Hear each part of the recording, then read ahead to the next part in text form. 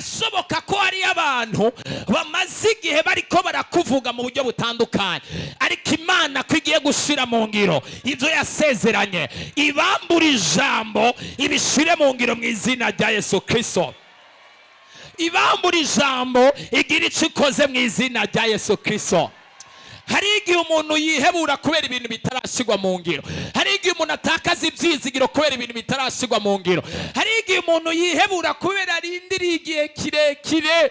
Hari igihe umuntu atangura kudendebukirwa kubera yahawe amasezerano menshi. Iyo umuntu asezeraniwe cyane ibintu bigateba gushika, haragera igihe iyo umwemereye ikintu avuga ngo na bya bindi ntabyo urakora, agatangura kurambirwa kugeza no ku rugezo amasezerano atangura gusigwa mu ngiro. Ariko kuri iyi tariki ya mbere y'ukwezi kwa kabiri nasenze Imana ndayibwira ngo bive mu majambo, bive mu nyandiko, bive mu masezerano, bive mu mapromese, bive mu byo bavuga, bije mu ngiro.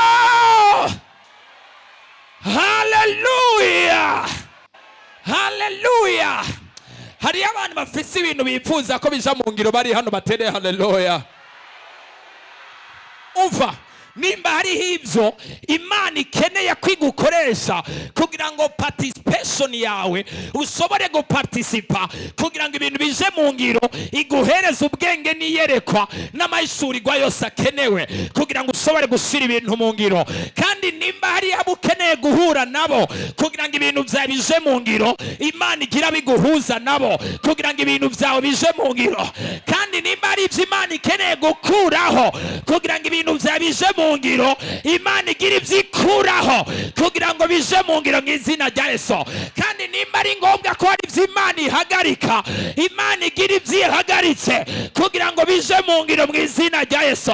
Kandi nimba hari ibyo Imana itegerezwa gukora kugira ngo ibintu bije mu ngiro, Imana igira icyo ikoze kugira ngo bije mu ngiro mu izina rya Yesu.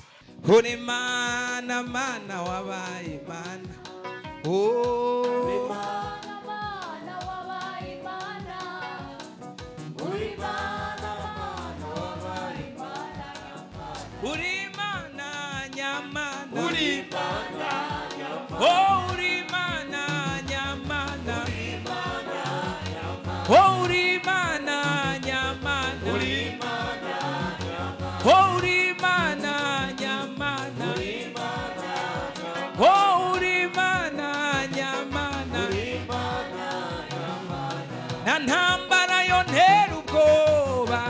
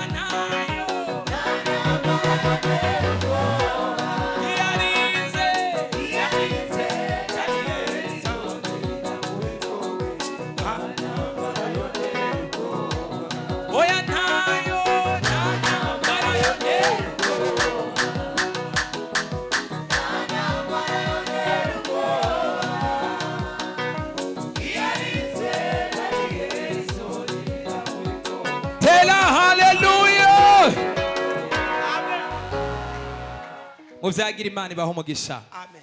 John ija kuri piano, ari we uguma kuri piano. Haleluya. Tugiye gusangira ijambo ry'Imana. Fatira ikiganza uwo mwegeranye mubwire nti Imana yo mu ijuru ibishire mu ngiro mu izina rya Yesu.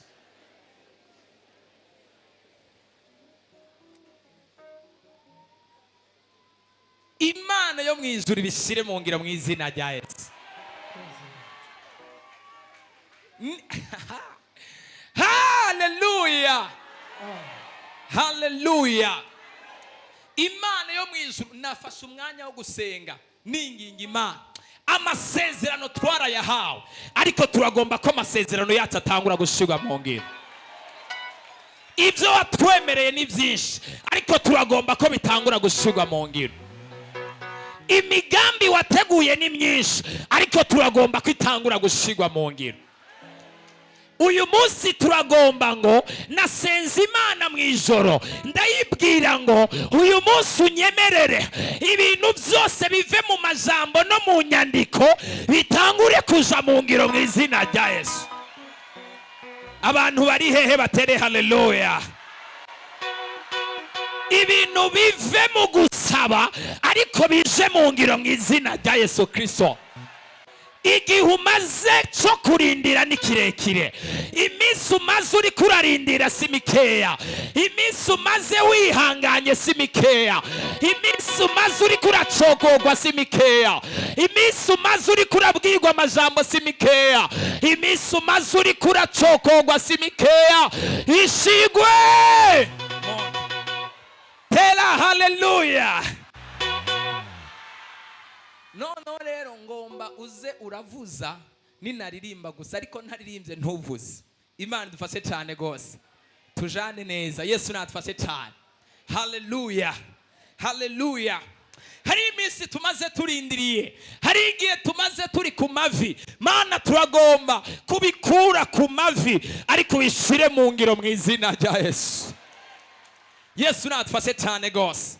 Haleluya, haleluya. Birashoboka ko hari umutwaro ufise uri imbere yawe, birashoboka ko hari abantu bamaze igihe bariko barakuvuga mu buryo butandukanye, ariko Imana ko igiye gushira mu ngiro ibyo yasezeranye, ibambura ijambo ibishire mu ngiro mu izina rya Yesu Kristo. Ibambura ijambo igira icyo ikoze mu izina rya Yesu Kristo. Hari igihe umuntu yihebura kubera ibintu bitarashigwa mu ngiro, hari igihe umuntu atakaza ibyizigiro kubera ibintu bitarashigwa mu ngiro, hari igihe umuntu yihebura kubera arindiriye igihe kirekire, hari igihe umuntu atangura kudendebukirwa kubera yahawe amasezerano menshi. Iyo umuntu asezeraniwe cyane ibintu bigateba gushika, haragera igihe iyo umwemereye ikintu avuga ngo na bya bindi ntabyo urakora, agatangura kurambirwa kugeza no ku rugezo amasezerano atangura gusigwa mu ngiro. Ariko kuri iyi tariki ya mbere y'ukwezi kwa kabiri nasenze Imana, ndayibwira ngo bive mu majambo, bive mu nyandiko, bive mu masezerano, bive mu mapromese, bive mu byo bavuga, bije mu ngiro. Haleluya, haleluya. Hari abantu bafise ibintu bifuza ko bija mu ngiro bari hano batere haleluya. Umva, nimba hariho ibyo Imana ikeneye kwigukoresha kugira ngo participation yawe ushobore guparticipa, kugira ngo ibintu bije mu ngiro, iguhereze ubwenge niyerekwa n'amayishurirwa yose akenewe kugira ngo ushobore gushira ibintu mu ngiro. Kandi nimba hari abo ukeneye guhura nabo kugira ngo ibintu byawe bije mu ngiro, Imana igira biguhuza nabo kugira ngo ibintu byawe bije mu ngiro. Kandi nimba hari ibyo Imana ikeneye gukuraho kugira ngo ibintu byawe bije mu ngiro, Imana igira ibyikuraho kugira ngo bije mu ngiro mu izina rya Yesu. Kandi nimba ari ngombwa ko hari ibyo Imana ihagarika, Imana igira ibyihagaritse kugira ngo bije mu ngiro mu izina rya Yesu. Kandi nimba hari ibyo Imana itegerezwa gukora kugira ngo ibintu bije mu ngiro, Imana igira icyo ikoze kugira ngo bije mu ngiro mu izina rya Yesu. Haleluya. Sinzi uko ibigenza, sinzi naho igiye guca, sinzi naho igiye gukoresha, ariko icyo nzi cyo Imana yambariye ngo ukwezi kwa kabiri ibintu bitegerezwa kuja mu ngiro, bikunda byoroha, bigorana, binanirana, ibyananiranye, ibimaze imyaka 10, ibimaze 20, ibimaze 30, ibimaze 40, Imana yacu ibinyuma ibihe ntagigengwa n'ibihe, igukure mu gihe cy'abantu ariko igushire mu gihe cyayo. Igihe cy'abantu Imana ikigukura igukuremwo, igukuri igushyire muri kairos, bisigura igihe cy'Imana. Igihe cy'Imana ntago kiraba amatariki y'abantu, igihe cy'Imana nikiraba kalendriye y'abantu, igihe cy'Imana nikiraba iminsi y'abantu, igihe cy'Imana ntiraba imyaka y'abantu. Igihe cy'Imana gishobora gutuma ibintu wogeze ko mu myaka 20 ubigera ko mu myaka 5. Igihe cy'Imana gishobora gutuma ibintu wogeze ko mu myaka 5 ubigeramo mu mwaka 1. Igihe cy'Imana gishobora gutuma ibyo wogeze ko mu mwaka wose ubigera ko mu mezi 5 gusa. Ariko abarepentance ntibaranyumva. Igihe cy'Imana iyo kije gushira mu ngiro kirahindura amabwirizwa n'amategeko y'abana b'abantu kugira ngo gishire mu ngiro icyo Imana yategekanyije. Ndumva ubwoba no gukekeranya byose n'ubwoba bwa kazoza bikwiriye kuvaho kubera hari Imana ije gushira mu ngiro. Ariko nta hotela. Haleluya. Ongera uteli yindi. Haleluya. Imana ije gushyira ibintu mu ngiro mu gihe cyayo. Abantu bavuga ngo uricyari mutoya ngo ntibishoboka. Imana yo mu ijuru irabatangaza ibintu abandi bagera ko bararushe, ariko Imana ikakorohereza inzira kubera ni igihe cyayo. Haleluya. Abandi n'abashaka kubwira ngo warashaje, igihe cyararengeranye. It is too late for you. Hatuye inyuma y'ibihe harutitangiriro, nubwo ibihe byahinduka we ntibimukora ko Yesu arakora. N'umukozi w'umuhanga Yesu.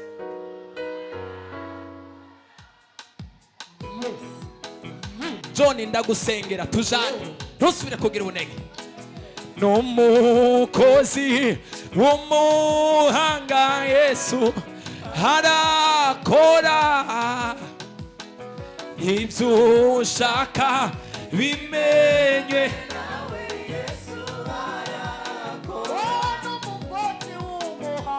N'umukozi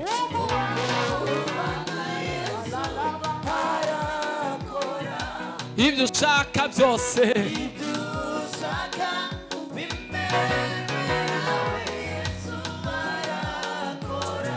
inyoni zararondotse mu kirere, amafi yo mu nyanja yaragwiriye. Inyoni zararondotse mu kirere, amafi yo mu nyanja yaragwiriye. Wibaza ko bikunda kurusha umuntu, bigatuma uza imbere ya nshuti ze.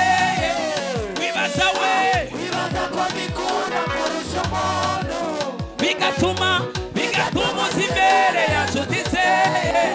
Wibaza ko bikunda kurusha umuntu, bigatuma uza imbere ya nshuti ze. Zaguha umugisha, wongera umugisha, guhindura umugisha, ibyo uzabireba. Zaguha umugisha, wongera umugisha, guhindura umugisha, ibyo uzabireba. Zaguha umugisha, wongera umugisha, guhindura umugisha, ibyo uzabireba. Inyoni zararondotse mu kirere, amafi yo mu nyanja yaragwiriye. Inyoni zararondotse mu kirere, amafi yo mu nyanja yaragwiriye. Bibaza ko bikunda kurusha umuntu, bigatuma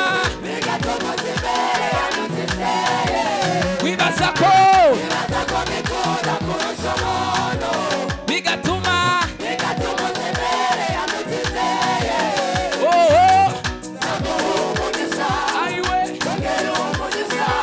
guhindura umugisha, ibyo uzabireba.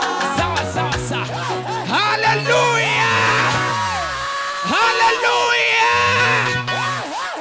Haleluya. Imana yacu iba kure cyane y'ibihe. Ndagomba ntangariza itangazo. itangazo. Umuntu wese ari ngaha yibaza ko igihe cyamurenganye, Imana yacu iba inyuma y'igihe hari ikije gukora. Ariko nta muntu ari ngayo tera haleluya. Itangazo. Umuntu wese ari ngaha yibaza ko igihe cyamurenze. Itangazo rivuye mu ijuru.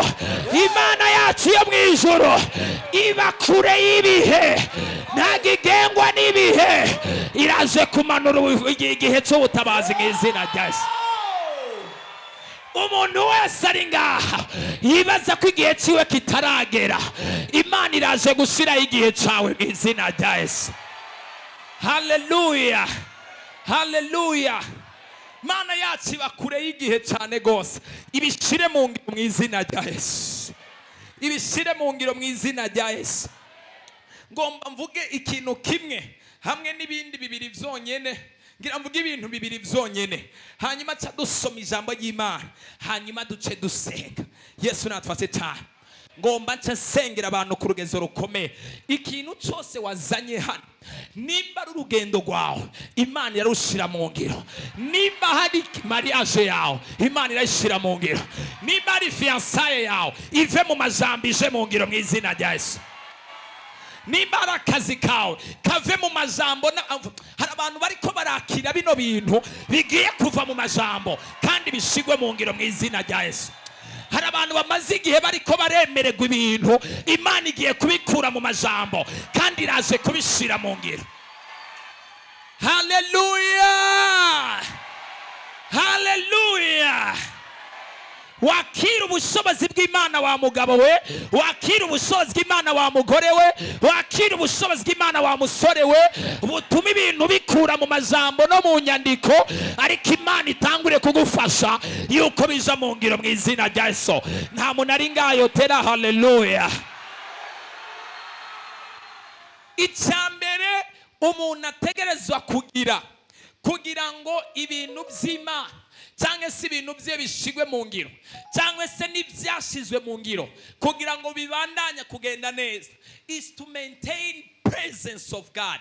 Nukwitwararika hamwe no kubagara hamwe no gukurikirana ubusabane bwiwe n'ubukugendana kwiwe no kubaho kw'Imana mu buzima bwiwe.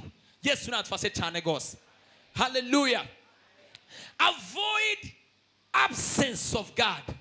Hagarika, gwanya absence y'Imana mu buzima bwawe. Gwanya absence y'Imana mu muhamagaro wawe. Gwanya, zimya ibindi bintu byose, hagume havuga iyi microphone yiwanje gusa, nibi bisuma bihagarare. Gwanya kandi uhagarike ikintu cyose cyotuma habaho absence y'Imana mu rugendo rwawe rw'agakiza no mu rugendo rwawe rw'ubuzima bwawe. Yesu natfase cyane gose. Haleluya. Urazi yuko abantu benshi bakunda kuvuga ngo ndi kumwe n'Imana, ariko Imana itari kumwe nabo. Birashoboka cyane kuvuga ubutumwa ariko Imana itari ku ruhande rwawe. Birashoboka cyane gusenga ariko Imana itari ku ruhande rwawe. It is very possible. Birashoboka cyane kuvuga ariko Imana yaravanye nawe cyane. Birashoboka cyane gukora ibikorwa ariko Imana itari ku ruhande rwawe. Birashoboka cyane gusengera abandi ariko Imana yaravuye ku ruhande rwawe. It is possible to serve God and then God is not on your side. Yesu natfase cyane gose. Imana idutaba. Ndasengera umuntu wese ari ngaha, Imana ikurinde ikintu cyose cyotuma haba absence y'Imana, absence ya presence y'Imana ku buzima bwawe, mu byucamwo no mu bishigwa mu ngiro byose no mu byo wifuza ko Imana igukorera. Imana ikurinde absence yayo, Imana ikurinde kutahaba kwayo, ariko Imana yame ikurikirana presence yayo ku buzima bwawe mu izina rya Yesu Kristo. Birashoboka ko umuntu aririmba Imana yaramuvuye ko. Turabona uwitwa Sawuli yari umwami, Imana irabwira Samweli, iramubwira ni imhemu yanje aricara umwami Sawuli, ariko namaze kumurekura ararongoye, but is not a king. Imhemu yanje yamaze kumuvako. Yesu natfase cyane gose. Haleluya, haleluya. Birababaje cyane gushobora kubandanya wibaza ngo uri ku ruhande rw'Imana, ariko Imana yaravuye ku ruhande rwawe. Imana ivuye ku ruhande rwawe, something, ibintu runaka cyangwa ikintu runaka gishobora kugenda in wrong way, mu buryo utari witeze, ariko Imana iri ku ruhande rwawe, hari ibyo ikora kandi ikagushigikira kandi ikagendana nawe ku rugezo rudasanzwe. Yesu natufashe cyane gose. Haleluya, haleluya. Imana idutabare cyane. Hari abantu benshi bakunda kuvuga ati none kubera ikabandi bitwa ko badakijijwe n'abitwa ko badasenga bakora ibintu bikagenda neza kandi hariho absence y'Imana ku buzima bwabo. Does not mean yuko bakoze ibintu byose bikagenda neza Imana iri ku ruhande rwabo. No, hari abantu b'Imana hamwe n'abana b'Imana, Imana ishobora kutabiri ku ruhande rwabo, ariko Imana ikabibakunda kubera ko yabaremye, ariko bakaba bagiriwe amahirwe ariko tamugisha bafise. Narabasiguriye itandukaniro ry'amahirwe hamwe n'umugisha, lucky and blessings. Bano bantu nta buntu bw'Imana buba buri ku buzima bwabo, barakora ibishoboka bakaronka uburyo bw'amafaranga bakanezererwa, ariko nta mahoro ari mu mutima wabo. Bakanezererwa ariko bifuza icyo tuma kibica, ukababona mu buryo bugaragara umenga buzuye umunezero, ariko aribo bagogwa ba mbere, bagomba kumumeneka, bagomba no guturika mu mitima. Nta mahoro y'agakiza, nta n'umunezero w'agakiza bagira, kubera ku isi yose nta handi hari isoko y'amahoro atari mu mwami wacu Yesu Kristo. Haleluya. Ndavuga amahoro yo mu mutima, apana amahoro yariyo yose, apana amahoro ab'isi batanga. Umuntu w'isi yo yaguhemuye umunsi ejo akayakwima, ariko iyo wafatanye n'Imana ukagendana na presence y'Imana mu bihe byiza, mu bihe bigoye, hari amahoro Yesu aguhereza. Iyo umetaininze ukitwararika presence y'Imana, ibintu bigashigwa mu ngiro ku buzima bwawe, uraduzwa hejuru, amahoro y'Imana akarushiriza kugwira mu ntambara zikomeye, mu masuriranya, mu mipfunda y'ibibazo, mu mipfunda y'amajambo.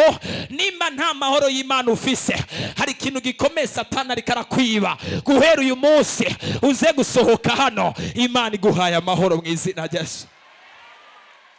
Yesu amaze kuzuka, first declarations yakoze ni ijambo rivuga ngo amahoro yanje abe muri mwebwe, amahoro y'Imana abe muri mwebwe. Uzosoma ijambo amaze kwiyereka abigishwa ba Yesu bari mu cyumba biyugaranye, yavuze ngo the peace be unto you, amahoro yanje abe muri mwebwe. Nta muntu ari hano umwana w'Imana yemerewe kubura amahoro. Ibyariko birakuza amahoro byose Imana ibihagarike, kandi Imana iguhereza amahoro adomina ubushobozi bwose bw'umwijima bwariko buragerageza kudomina mu izina rya Yesu. Haleluya. Reka rero twinjire mu ijambo ryo gushigwa mu ngiro neza sawa sawa. Dusomere Genesis, itanguriro gice cya 37 ku murongo wa 5 kugeza ku murongo wa 10. Reka ndabarire, utegerezwa kugwana intambara yose ishoboka kugira ngo ushire mu ngiro ivyo Imana yavuganye nawe. Kubera iki Imana itabwiye Mose imubwire ngo rengana ngo ikiyaga kiraza kuca ciyugurura, ariko ikamubaza ngo ufise iki mu kiganza cyawe? Kamera nikoresha icyo ufise, fata inkoni kubita ku kiyaga hejuru, inzira ikiboneka. Nawe hari icyo utegerezwa kugira nk'ingabire y'Imana, hari icyo utegerezwa kugira nk'umutahe, hari icyo utegerezwa kugira nka investment, hari icyo utegerezwa kugira ushora mu kintu runaka kugira ngo hagire ibishigwa mu ngiro ku buzima bwawe mu izina rya Yesu. Kubera iki atamubwiye ngo egera urutare amazi acaza, hamubwira ngo ngera ukubita inkoni ku rutare amazi araza gucuncubuka muce munwa? Kubera iki atagiye amubwira ngo biraza kwikora, ariko akamubarira ngo wowe gusa fata inkoni, ufise iki mu biganza byawe? Bariza mugezi wati ufise iki mu kiganza cyawe? Mubaza ufise iki, numwishure nawe niwe yishure ufise iki. Imana iherako kugira ngo ishire mu ngiro. Do you have a vision? Yesu natufashe cyane gose. Hallelujah. Hallelujah. Yesu natufashe cyane. Ugukayangana kwa kazoza k'umuntu guhishe muri vision yiwe. The more your vision is big, uko vision yawe iba bigger kandi kabandanya kuba bigger, the more your future will be brighter and brighter.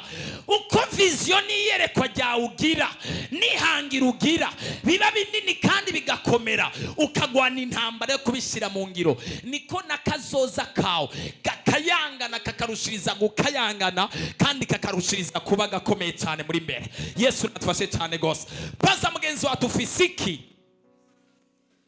Yesu natufashe cyane gose. Hallelujah. Imani dutabare cyane gose. Yesu nadutabare. Urabona, when you do nothing, you are making difficult for God to bless you. Iyo nta kintu na kimwe ufise kandi iyo nta kintu na kimwe uri kurakora, Imana irashobora kuguhezagira ata kintu na kimwe ufise. I know God can do it. Irashobora kubikora. Ariko iyo nta kintu na kimwe ufise, nta yerekwa, nta mwete, nta masengesho, nta na vision, nta nukwitanga kugira ngo ushire ikintu mu ngiro, urikura tuma ibintu bigorana cyane kandi bishobora guteba kugira ngo ushobore kwinjira mu mugisha w'Imana. Yesu natufashe cyane gose. Hallelujah. Hallelujah. Yesu natufashe cyane gose. You know, umuntu wese uzobona hari ikintu yagezeko mu buzima, that person has a story to tell. Uriya muntu ategerezwa kuba afise ikintu, amajambo hamwe n'amateka n'inkuru n'intahe nini agushingira y'ukuntu yageze ku kintu runaka. Niwibaze ngo kubona umuntu ari kuri stage y'ikintu runaka byaje uko nyene mu gitondo cyangwa se ngo biraza aryamye asinziriye kugira ngo bishigwe mu ngiro. Imana yo mu ijuru igomba gushira ikintu mu ngiro, ariko naho Imana igushoboze ugira umwete niyerekwa kugira ngo ikintu cyawe gishigwe mu ngiro mu izina rya Yesu. Ugira umwete niyerekwa kugira ngo ikintu cyawe gishigwe mu ngiro mu izina rya Yesu. Hallelujah. Bibaye ngombwa kurara amajoro, ntutinye kurara amajoro. Bibaye ngombwa kuvunika, ntutinye kuvunika. Bibaye ngombwa ko witanga, ntutinye kwitanga. Bibaye ngombwa yuko ufata riske, ntutinye gufata riske. Ariko kuno kwezi Imana izokwironderera inzira. Uyu mwaka Imana izokwironderera inzira kandi igomba kubishira mu ngiro kugira ngo bive mu majambo. Ariko Imana yo mu ijuru irakeneye kubanza kugira gute? Guhaguruka ukagira iyerekwa. Yesu dufashe cyane gose. Hallelujah. You will never hear me coming here. Ntabwo uzigera umbona cyangwa unyumva nje ngaha ngo ndababwire ngo ibintu bigiye kwikora. How? Yesu natufashe cyane. Nigeze kubasomera ijambo ryo gukora, ndababwira ukuntu Imana ari umukozi. Bangahe bagibuka? Abibuka ijambo ryo gukora nigeze kwigisha? Mwaragibagiye? Yewe. Imana idufashe cyane. Narabasabye, ndabatakambira, ndabasaba imbabazi, ndabinginga, ndababwira ni kubw'imbabazi z'Imana aya majambo tubigisha ntago ari kuba motiva kugira ngo tubahereze motivation yindwi. We are not telling you for these 4 weeks. We are teaching you for you to change your life. Turiko tubigisha kugira ngo tubahindurire ubuzima. Yesu natufashe cyane gose. Ubuzima buhinduke. Iyo uvuye muhiruje hano vuga ngo nje kwakira icyo Imana ishobora gukora, ariko kandi ndagomba ko n'ubuzima bwanje hari bihinduka bigashigwa mu ngiro. Yesu natufashe cyane. Narabigishije Imana, ndabinginze, ndabatakambi inyigisho tuzoza twigisha hano ntuzoze uyifata nk'ikintu kigutera intege. Nago turabavuga butumwa babatera ntege twebwe. We are not motivators. No. Dutanga ubuzima kandi iyo twatuye amajambo arashika, kandi iyo twatuye ijambo Imana iriherekeresha ibitangaza n'ibimenyetso. Imana iguhereze kuza wakira ama message avuye kuri kino gicaniro kandi uyambara ashigwe mu ngiro mu izina rya Yesu. Yesu natufashe cyane gose. narabigishije ndababwira ko Imana n'umukozi, narabasomeye imirongo myinshi yerekana ko Imana ari umukozi. Tuvuye ku Mana ndababwira na Yesu, ndabereka imirongo myinshi yerekana kuntu Yesu ari umukozi. Tuvuye no kuri Yesu ndabasomera imirongo myinshi yerekana ukuntu Mpwemu Yera ari umukozi. Hahandi Yesu yavuga ngo data aracyakora kandi nanje ndacyakora, na n'uyu munsi ndabandanya gukora. Narabasomeye imirongo myinshi ndabereka ukuntu abamarayika ari abakozi, nabo barakora, they are workers. Ndavuga ngo nimba abatwitangiye imbere n'Imana iri imbere yacu bose bakora, natwe dutegerezwa gukora mu izina rya Yesu. Tugakora mu mubiri wa Kristo, tugakora mu muhamagaro, tugakora mu gikorwa Imana yaduhaye, tugakora no mu buzima busanzwe, kuko gukora niryo soko ry'iterambere ryo mu buryo bw'Impwemu hamwe no mu buryo bw'umubiri. Imana yo mu ijuru iguhereza umwete n'umuhate wo kugira amayerekwa no gukora mu izina. Dusomere iryo jambo y'Imana. Itanguriro 37 umurongo wa 5 dusome mu izina ry'umwami wacu Yesu Kristo. Hallelujah. Yosefu arota inzozi azirotorera bene se, barushiriza kumwanka. Yosefu arota inzozi azirotorera bene se, ahesheje kuzibarotorera barushiriza kumwanka. Arababarira atenda nimwumva inzozi narose dutekera imikama y'ingano, uwanje mukama uriyegura urema. Maze iyanyu mikama iraza ikikiza uwanje.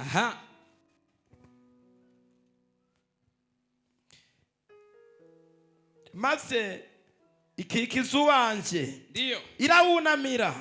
Bene se baramubaza bati aho niwe uzotuganza, niwe uzodutwara. We petit frère, ushatse kuvuga ko ari we uzotuganza? Umviriza ndakubarira, vision yawe n'indoto zawe, they hold your future. Bitwaye kazoza kawe. Ntugapfe kubwira amayerekwa yawe n'indoto zawe ufise umuntu ari we wese. Hari abantu bazokugirira ishari kubwo kumva indoto yawe byonyene, bakakuroga utaranatangura gushigwa mu ngiro. Gira ibanga, apana kubwira abantu ibintu byose. Uronse umufiance uba watanguye kubwira abakobwa bagenzi bawe, ubwigwa niki yuko bakunezererewe kuba ugiye kuronka umufiance. Uronse urugo uba washize urugo gogo birashigwa hanze, ariko mbere yuko bishigwa mu ngiro banza ugira ibanga. Narababwiye Satani hamwe n'abantu ikintu cyose kitaramenyekana barakivugaho nk'urusaku, ariko ikintu cyose kimaze kumenyekana kikavugwa batangura kukigwanya kugira ngo bagihagarike. Bwira mwenzi ati wige kubaho ubuzima bw'ibanga, ntukavuga indoto zawe n'amayerekwa yawe yose. Ngiye kugura imodoka, ngiye gukora ibi, mu minsi nimuzonkira, mu minsi nzobereka, mu minsi nzoza ndabacako n'abavugisha, muriko murangaya, ariko ngiye ariko Mana yanje bwira mwenzi ati gira ibanga. Izo nzozi ziwe n'ayo majambo yiwe bituma barushiriza kumwanka. Izo ndoto ziwe n'amajambo yiwe bituma barushiriza kumwanka. Azirota n'izindi aziha bene se kandi. Ati nongeye kurota izindi nzozi. Narose izuba n'ukwezi n'inyenyeri 11 binyunamira. Azirotorera se na bene se. Se aramukankamira. Ati izo nzozi n'inzozi niki? Aho jewe na nyoko na bakuru bawe tuzoza dukubita inkoro hasi imbere yawe. Nase wibaravuga ni wa gahungu, ivyo utanguye kuzana nibiki? Hariho amavision amwe namwe uzozana n'amayerekwa uzobwira abantu, bakubwire wewe wasaze, urakomeye. Hari yereka ushobora kuzanira umuntu bivanye no kunabona ikirato cyawe gihengamye kitaratora urutonde. Havuga ni wewe kweri urabona ko bizogera, urabona ko bizoshoboka. Hariyo vision ushobora kwereka umuntu akabona itagukwiriye, akabona itakubereye, akabona ukiri mutoya, akabona utabikwiriye, akabona nta naho bisa. Ariko ndanezerewe cyane kandi ndashima Imana uko abantu abantu batubona siko yitubona, uko abantu batwiyumvira siko yitwiyumvira, uko abantu bagufata siko yigufata, uko abantu bakubona siko yikubona. Imana yo mu ijuru ikora ibihushanye n'ibyo abantu bari bakwiteze ko mu izina rya Yesu. Haleluya, haleluya, haleluya. Yesu natufashe cyane rwose. Herega mani icyo ngukundira, washize ibanga ryanje nawe, kandi mani icyo ngukundira, utameze nk'abantu, washize we. Herega sibo bonyene uzuye uwo munezero, hariho n'abandi benshi ineza yawe nyinshi yamenyekanye, ku ivuko iwacu naho bararirimba, ningerayo nzabivuga, nzavuga ibyo yankoreye, ningerayo nzababwira ya mirimo, nzaririmba kwa rukundo ntiyabishyira mu ngiro. Ningerayo nzabivuga, ningerayo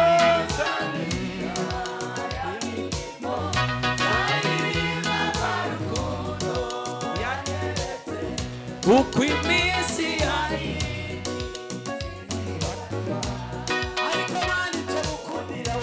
nuko utameze nk'abantu,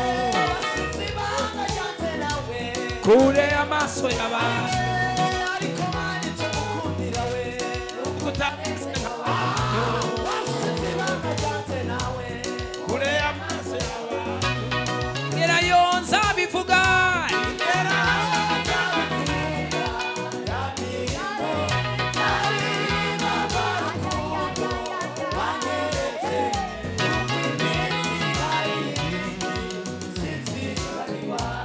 haleluya. Imana ihabwa icyubahiro cyane gose.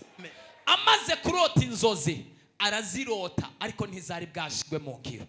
Kugira indoto ni kimwe, kugira vision ni kimwe, kugira iyerekwa ni kimwe, kandi abantu ntibazokubahira ibyo babwira, bazokubahira icyo Imana yakoze ku buzima bwawe.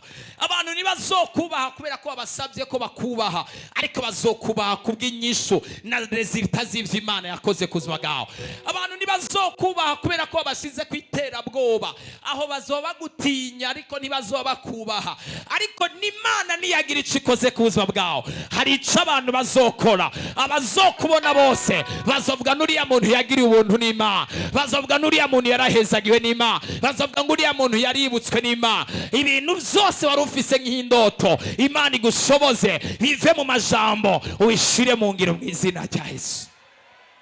Haleluya. Nkuko Hana yamaze igihe afise amasezerano ari mu majambo, ariko Imana ikavuga ngo igihe kirageze kugira ngo ndabikure mu majambo, ndaguhereza umwana. Imana ikabishira mu ngiro. Nawe Imana igira ibyo ikuye mu majambo, igira ibyo ishize mu ngiro. Agakengegwe n'agasuzuguro kawe kakuve ko mu izina rya Yesu Kristo. Abavyizera bari hehe batere haleluya.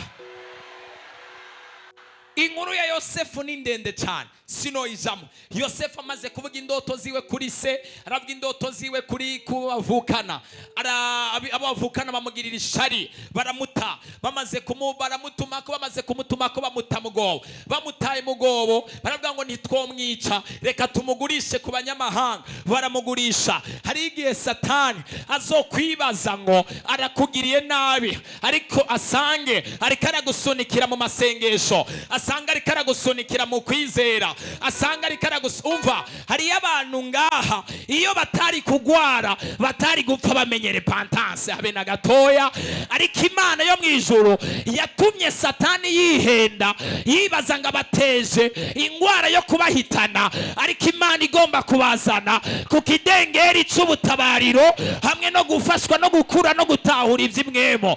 Hari abandi Satani yari yibaza ngo agiriye nabi ariko abahuza n'iki gicaniro. Hari abandi Satani yibaza ngo arabarangije ariko Imana ibongera amahirwe yo kubaho. Ikintu cyose Satani yari karakoresha nk'umutego imbere yawe, Imana igihindura ingazi yawe yo kuduga mu izina rya Yesu. Nta kintu na kimwe cyemerewe guhagarika umugisha wawe mu izina rya Yesu. Nico Satani azohagurutsa, nico abakugwanya bazohagurutsa, nico abagupinga bazohagurutsa, Imana yo mu ijuru izokigwiza n'ubusa kandi bamara amazi igihindura ingazi yawe yo kuduga. Haleluya. Nta kintu kibabaje nko kugerageza guteranya umuntu kugira ngo yankwe, mugabo mu gishingo cyuriya muntu kwankwa, ahubwo bakarushiriza kubona impamvu nyinshi zo kumukunda. Umuntu wese ari karaguteranya n'umuntu wese ari karakuvuga nabi, Imana ikwambika igikundiro. Abaza kukurondera kwa kabi hamwe no kukurondera ku kintu kibi babikurondere ko babibure. Nibakwegera bakubone ko presence y'Imana, nibakwegera bakubone ko bwiza bw'Imana, nibakwegera bakubone ko kubaho kw'Imana, nibakwegera bakubone ko imbabazi z'Imana.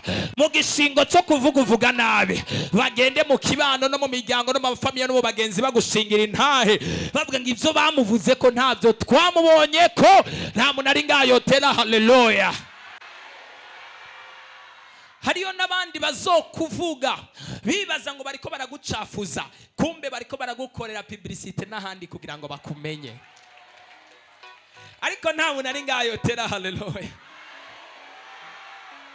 Hari abantu batinya amajambo, iyo bamuvuze yumva apfuye aheze. Hari umuntu agerageza kugenda yinengesereye kugira ngo ntibamuvuge n'akantu na kamwe. Ndaguciye intege, bazokuvuga. Wanse kuvugwa yaheze, bazokuvuga bongere bakuvuge, ariko ntuzotinye. Nibakuvuga bazoba ariko baragukorera publicité, kandi ikimenyetso cyerekana ko umuntu wamurenganye nuko asigara arakuvuga. Kubera ntushobora kuvuga ibiri inyuma yawe, uvuga ibintu biri imbere, kubera imbere niho uri kuraraba. Nta muntu ari ngayotera. Haleluya.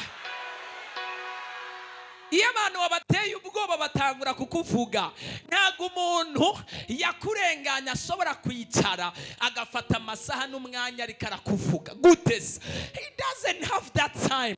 Ariko umuntu agutinya, umuntu abona ko wamaze kumudepansa, aricara akakuvuga, agahera ku mutwe akaja ku mushatsi, akamanuka ku maguru, akamanuka mu kazi kawe, akamanuka mu rugo rwawe, akamanuka. Ariko ntutinye, reka bakuvuge n'ahandi bakumenye, n'abariya bakumenye, uruvugo ntawe. No. Haleluya. Komera Imana amashyi menshi. Yesu natufashe cyane gose. Haleluya. Ngo jengo ndanga kuvuga ngo ntibave basigara baramvuga. What? Yesu natufashe cyane gose. Haleluya. Nama nabwiye abantu, if you care about people you will lose destiny. Niwita ku bantu uzohusha intumbero yawe, uzoguma ushaka gukora utwo abantu bakunda, utunezereza abantu kugira ngo abantu bakubone nk'uko bashaka. Baraguhenze, nta muntu ashobora kunezereza umuntu. Ushobora kwibaza ngo wamwemeje, kumbe mu mutima arikavuga ngo hajya nawe ngo yibaza ngo yakomesheje rero ngo hajya. Nezereza Imana, rondera kunezereza umutima w'Imana, rondera kwemeza Imana. Imana niyakunezerererwa izotuma n'abandi bakunezerererwa. Nta muntu ari ngayotera. Haleluya. Bangahe muri ngaha abahungu bababwiye ngo nyereka ko nkunda, ukitanga ukijya ukimara kugira ngo umwereke ko umukunda. Mubaze ngo bari hehe? Ari he? Nimba gihari mbega aracyabyibuka, ariko nimba hari igikorwa kimwe wakoze ukanezereza Imana yacu yo mu ijuru, cyaranditswe mu gitabo. Niyo ugeze mu bibazo uzobwa Imana ibuka bya bihe. Nta muntu ari ngayotera. Haleluya. Yesu natufashe cyane. Abantu nta makuru y'abantu mufise. Abantu bashobora kugutera amashugu umwaka, uwa kabiri bakagutera amabuye. Yesu natufashe cyane gose. Haleluya.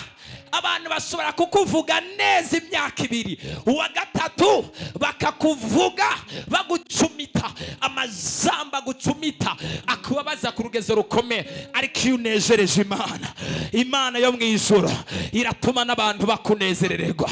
Haleluya.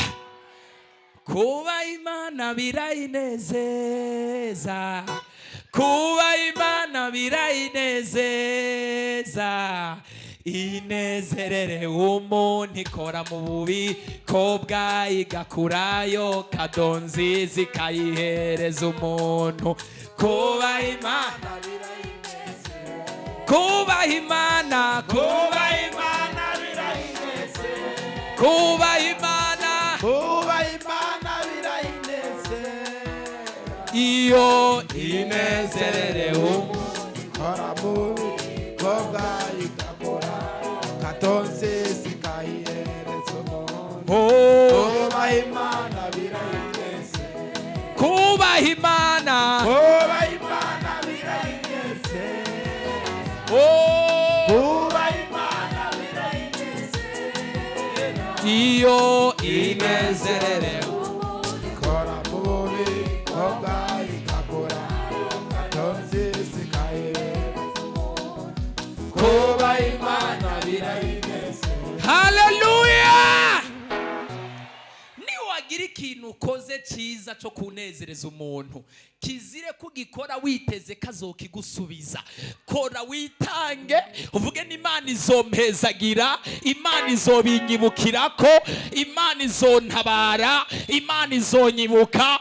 Umuntu yibagira vuba kandi ntiwomurenganya kubera ni kamere y'umuntu kwibagira. Ariko Imana yacu kwibagira nibibaho, ihora ihangamye iteka. Imana yo mu ijuru igira icyo yibuka igikorwa kimwe cyonyine wakoze, igira icyo ishize mu ngiro ku buzima bwawe mu izina rya Yesu. Haleluya. Abo bavukana baramugurisha, bamaze kumugurisha baramutora, arinjira mu nzu kwa Potifari, arashikayo arahura n'amageragezwa akomeye cyane gose. Ikintu nagomba kuvuga mbere yuko twinjira mu ijambo no gusengera, ijambo rivuga ko Imana ibishira mu ngiro no gusengera ivyo Imana ishira mu ngiro. Nta majambo menshi cyane mvuga uyu munsi, nababwiye ko ngomba ko dufata umwanya wo gusenga ukwiriye. Ijambo rya mbere ni ntago bizoshigwa mu ngiro mu buryo bworoshe. It will not be easy. Bishobora kukorohera bivanye n'ikintu cyarico, ariko bishobora no kukugora bivanye n'uburemere bw'ico kintu cyarico. Ariko naho biremereye, nagira ndakubwire ngo imbere haragendeka, ntucike intege, ntiwihebure, bitegerezwa gushigwa mu ngiro mu izina rya Yesu. Imana yo mu ijuru gusa ikurinde kubura ubushake. Imana yo mu ijuru gusa ikurinde kubura inkomezi hamwe na kuhaje yo kubandanya kugira ngo bishigwe mu ngiro. Bandanya imbere, bitegerezwa gushigwa mu ngiro. Yosefu yaratawe mu kinogo, arakugwa mu kinogo, arankwa nabo bavukana, ajeje kwangwa nabo bavukana, aratabwa na se wiwe, ajeje gutabwa na se wiwe, aragurishwa muri Egiputa, ajeje kugurishwa muri Egiputa, arinjira kwa Potifari. Ageze kwa Potifari arabeshegwa na muka Potifari, abeshewe na muka Potifari arafungwa. Amaze gufungwa ahura n'ingorane zikomeye cyane kugira ngo ikintu Imana yavuze cyonyine gishigwe mu ngiro. Just look at the journey of this man. Raba urugendo rw'uyu muntu yakoze. Uyu mugabo yitwa Yosefu. Yesu natufashe cyane gose kugira ngo ashobora kushika kuca Imana yasezeranye ku buzima bwawe. Birashoboka ko nawe uri kuraca mu rugendo nk'ubwo Yosefu yaciyemo. Yesu natufashe cyane gose. Kwankwa n'umuryango ntago bishobora. Umva, nimba umuntu yahora gufata ukuboko yarakurekuye akaguta, ntiwibaze yuko ubuzima bwawe buhereye ngaho. Ntago ico yagomba gukora Imana yategekanje kugikoresha we gusa, ariko Imana ishobora kukuremera n'iyindi miryango n'izindi nzira, ubuzima bwawe bukabandanya kandi ico yategekanje ku buzima bwawe kigashigwa mu ngiro. Yesu natufashe cyane gose. Haleluya. birivuga ngo wizeye umwana w'umuntu aravumwe. Yesu natufashe cyane gose. Umuntu arahinduka. Umuntu ashobora kukwemerera ikintu ariko uyu munsi ejo bikamunanira. Umuntu ashobora kuvuga ni ntago bizokwanka, ndagusezeraniye ndakwemereye, mugabo bigashika akagwara kandi nawe yashaka kubikora ariko ingwara ntimworohere. Yesu natufashe cyane gose. Cyangwa nawe akagira ikibazo, Yesu nadutabare cyane. Ariko Imana ikoresha uburyo bwose bushoboka ishire mu ngiro icyo yasezeranye n'ubuzima bwawe mu izina rya Yesu. Ishire mu ngiro icyo yasezeranye n'ubuzima bwawe mu izina rya Yesu. Imana igushirire mu ngiro icyo yavuganye nawe mu izina rya Yesu. Imana igira icishize mu ngiro mu izina. Hallelujah. Hallelujah. Kuruha cyane nibisigura ko icyo Imana yavuganye nawe kitazoshigwa mu ngiro.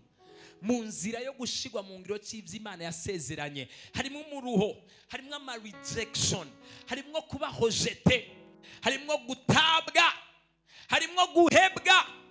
Yesu wenyene kugira ngo bishigwe mu ngiro yarageze ahantu aravuga ngo data niki kikumpebesheje. Oh hallelujah. Kubera ko Imana harageze igihe iraba hirya kubw'umubabaro n'agahinda umwana wayo yari karacamwo kugira ngo yitwe umwami w'abami Yesu Kristo agere bishigwe mu ngiro icyo yari yaravuye mu ijuru aje gukora kugira ngo gishigwe mu ngiro. Yaratutswe, yaravumwa amate, yarakubiswe inkoni, yarababajwe, yarafashwe nabi kugira ngo bishigwe mu ngiro. Hallelujah. Kubera kuri kurananirwa byoroshe, kubera iki reka ndakubarire inzira y'urugendo rw'agakiza rurimwe amahwa menshi. Abagabo baririmbye indirimbo ikorasi yavuze ngo iri juru ntago ari ryo abarekereza inkonda, nijya abakomeye mu kwizera. Yesu natufashe cyane. Abarekereza inkonda bishatse kuvuga ntago ari iby'abantu basina. Birivuga ngo biroroshe yuko ingamiya yoca mu zuru y'urushinge kurusha umuntu kugira ngo umuntu ashobore kwinjira mu ijuru. Ingamiya Yesu natufashe cyane guca mu zuru y'urushinge. Runo rugendo rurimo amageragezwa, runo rugendo rurimo amarushwa, runo rugendo rushika ku masezerano rurimo ibigoye. The weight and the struggle you are passing through determines the destination of where you are going. Uburemere na struggle n'umuruho n'ama rejection no kubahozete no kuvunika no gucibwa intege byerekana uburemere bw'Imana yateguye kukugira hamwe n'uburemere bw'iyuri kuraje. Niwabona uhura n'uburemere bwinshi mu nzira yawe bwerekana uburemere bw'umugisha uri imbere yawe. Niwabona uhura n'uburemere bwinshi buri imbere yawe bwerekana uburemere bw'umuhezagiro n'umugisha bw'ibyo Imana igomba gukora ku buzima bwawe. Imana dufashe cyane gose. Hallelujah. Ntihakagira uburemere na bumwe buguca intege mu izina rya Yesu. Ntihakagira uburemere na bumwe buguca ivuto mu izina rya Yesu. Imana igufashe mu buremere bwose uri kuracamwo. Imana iguhereza inkomezi zo guca mu buremere nk'ahatana kimwe buvuze ariko winjire mu masezerano yawe. Yesu natufashe cyane. Tuzoreka kubibabwira ariko ntimuzoreka kubicamwo, kuko inzira yose igera ku kintu gikomeye isaba ukwitanga hamwe no gukomera no mu kwizera hamwe no gushira amanga ku rugezo rukomeye. Yesu natufashe cyane gose. Nico gituma tudashobora kureka kubibabwira. Dusomere Itangura igice cya 40 ku murongo wa 18 hanyuma duce dusenga. Ndagomba ko dufata umwanya ukwiye w'amasengesho.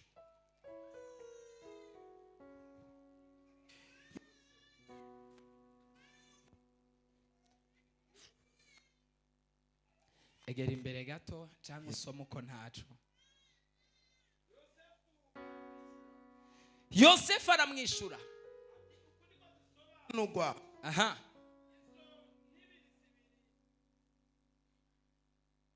Kuri 14 soma kuri 14. Ego. 41:14. 41:14. Dusome mu izina ry'umwami wacu Yesu Kristo. Amen. Maze Farao atuma guhamagaza Yosefu. Dio. Bamuturumbura mu ibohero n'ingoga. Arimosha yambara izindi mpuzo. Arenguka kwa Farao. Dio. Farao abarira Yosefu ati narose inzozi none ntawe ushobora kutinsobanurira. Maze numvise bavuga ko wewe bakurotoreye inzozi gusa ugashobora kuzisobanura. Yosefu yishura Farawo ati si jewe mbishobora nyaguhora ku ngoma. Imana niyo ija kuguhishurira iby'amahoro. Imana mashimeshe cyane gose. Ijambo ngomba guhereza ko ni ijambo rivuga ngo Imana ishireho impamvu ituma ibyawe bishigwa mu ngiro mu izina rya Yesu. Byakiriye bakeya. Narimze ngo Imana ishireho impamvu, sinzi yariza gushiraho, ariko ishireho impamvu ihwanye n'ikikubereye kugira ngo ibyawe bishigwe mu ngiro mu izina rya Yesu Kristo. Wa mugabo w'Imana igushyirireho impamvu kugira ngo ibyawe bishigwe mu ngiro mu izina rya Yesu. Mwene data, Imana igushyirireho impamvu kugira ngo ibyawe bishigwe mu ngiro mu izina rya Yesu. Warakiriye amasezerano igihe kirekire, warahawe amajambo igihe kirekire, Imana yavuganye nawe igihe kirekire, Imana yakwemereye igihe kirekire, ariko Imana ibikure mu nyandiko kandi bikure no mu majambo kandi bikure no mu masezerano. Uyu ku kwezi kwa kabiri Imana itangure kubishira mu ngiro, Imana itangure kubishira mu ngiro, Imana itangure kubishira mu ngiro, Imana itangure kubishira mu ngiro, Imana itangure kubishira mu ngiro, Imana itangure kubishira mu ngiro, Imana itangure kubishira mu ngiro. Abizera batele haleluya. Haguruka umbwirire abantu babiri bakwegereye, ubabwire ngo Imana iraje kubishira mu ngiro mu izina rya Yesu. Imana iraje kubishira mu ngiro mu izina rya Yesu. Haguruka ubimubwire, mubwire ngo Imana iraje kubishira mu ngiro. Imana ibishire mu ngiro mu izina rya Yesu. Imana ibishire mu ngiro mu izina rya Yesu. Imana ibishire mu ngiro mu izina rya Yesu. Imana ibishire mu ngiro mu izina rya Yesu. Tugihagaze Imana ibishire mu ngiro mu izina rya Yesu. Imana ibishire mu ngiro mu izina rya Yesu. Imana ibishire mu ngiro mu izina rya Yesu. Imana ishire mu ngiro amasezerano yawe. Imana ishire mu ngiro amasengesho yawe. Imana ishire mu ngiro akazi kawe. Imana ishire mu ngiro iyerekwa ryawe. Imana ishire mu ngiro igikorwa cyawe. Imana ishire mu ngiro proje yawe. Imana ishire mu ngiro mu izina rya Yesu. Bive mu majambo bije mu ngiro, bive mu majambo bije mu ngiro, bive mu majambo bije mu ngiro. Nibyo wari warategekanyije byose ukaguma ubyegeza imbere, ubyegeza imbere, ubyegeza imbere, uvuga ngo nzoba ndabikora, nzoba ndabikora. Igihe cyo kubikora ni iki? Igihe cyo gusenga Imana ni iki? Igihe cyo kurondera Imana ni iki? Igihe cyo kudandaza ni iki? Igihe cyo gukora akazi ni iki? Igihe cyo kwandika indirimbo ni iki? Igihe cyo kwisonzesha ni iki? Igihe cyo gushira mu ngiro umuhamagaro ni iki? Igihe cyo kwimbura ni iki? Igihe cyo kubiba ni iki? Igihe cyo gusarura ni iki? Wakira ubuntu bw'Imana. Imana igushoboze bije mu ngiro, Imana igushoboze bije mu ngiro, Imana igushoboze bije mu ngiro. Nimba wizera tela haleluya. Haguruka dusenge. Hari impwemu Satani yateye abantu yo kwama banka gukora ibintu bavuga ni nzoba ndabikora, nzoba ndabikora. Ijwi rikamubwira senga, nzoba ndasenga. Ijwi rikamubwira kora igikorwa, nzoba ndakora igikorwa. Ndafise igihe, ndafise igihe. Mu Cyongereza baca umugani uvuga ngo a lost time never found. Igihe gitakaye ntikigera gisubira kuboneka. Yesu nadufashe cyane gose. Haleluya. Uriko uratakaza umwanya mu bagenzi batagufitiye umumaro. Uriko uratakaza umwanya wo kuraba amaseri adaharurika. Uriko uratakaza umwanya. Umuntu arashobora kuraba seri ifise amasezo 10 canke 20, ama episode yo yadashobora guharurwa. Ntawe mbwiye kari bibi kari icyaha, is not a sin. Mugabo uri kurarabira ari karinjiza. Mugabo we umwanya arawukwivya arawumaze. Ariko imirongo yo muri Bibiliya ntugira. Ariko kwicara kugira ngo wicare kuri gahunda y'ubuzima bwawe, ni iki nokora, ninde novugisha, ni hehe nododora, ni hehe nosaba, ni hehe noca, what can I do kugira ngo nshike kuri iki. Uwo mwanya Satani akawukwima kugira ngo ntushobore kwiyumvira kuri kazoza ku buzima bwawe. Ibintu bitegerezwa kuva mu majambo bije mu ngiro mu izina rya Yesu. Bitegerezwa kuja mu ngiro mu izina rya Yesu. Haleluya, haleluya. Abandi bakobwa nabo n'abahungu, ariko cyane cyane abahungu, ngira n'abakobwa barabikora, but maybe abahungu cyane. Ukicara imyaka n'imyaka, you are seated years and years, imyaka n'iyindi. Vyasaye imyaka 5, imyaka 8, imyaka 9.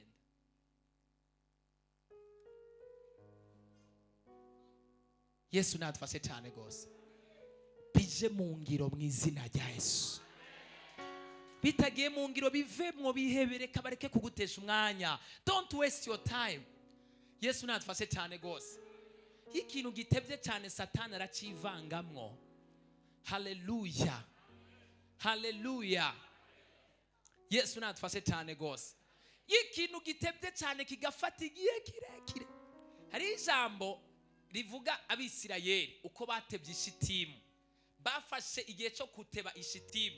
Kubera batebeye mu gisagara cyitwa ishitimu, batanguye kwandura ingeso z'abanyeshitimu, batangura gusambana n'abanyeshitimu, batangura gufata imico y'abanyeshitimu, batangura kwifatanya n'abanyeshitimu, baribagira umuco wabo n'amasezerano n'Imana yabo, baribagira ibintu byose kubera batevye mu kintu. You can take time. Munga kubwira nzogutwara imyaka 5, imyaka 6, imyaka 7, imyaka 8. Uriko urasaza mukobwa, umuhungu ntasaza. Ndabakomerekeje, I'm sorry.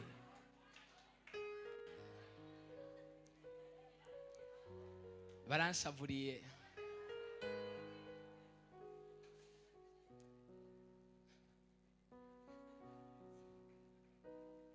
Ngo Imana niwe yambwiye, Imana yaramumbariye.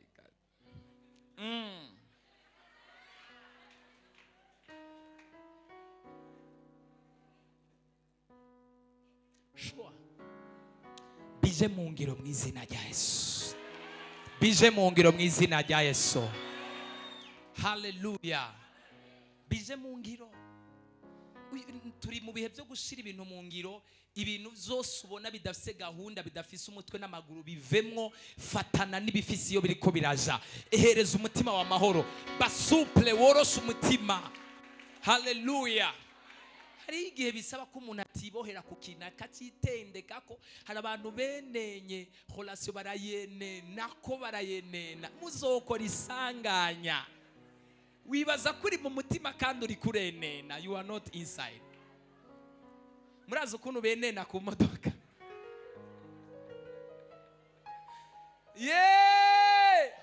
Akoga ba Yesu baranyase neza neza. Mani dufashe cyane gose. Bije mu ngiro, reka kwenena. Kandi niwabona uri kurenena, ihereza amahoro. Uri mwiza, bareke kugutesha umwanya. Uri anatagukunda, uwundi azogukunda. Nta muntu ashobora kubura umuntu amukunda. Yesu natufashe cyane. Uri kurarara utariye ngo runaka ntiyagukunze.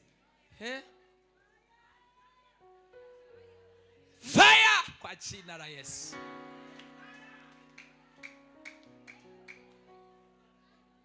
Mani dufashe cyane. Umukobwa umwe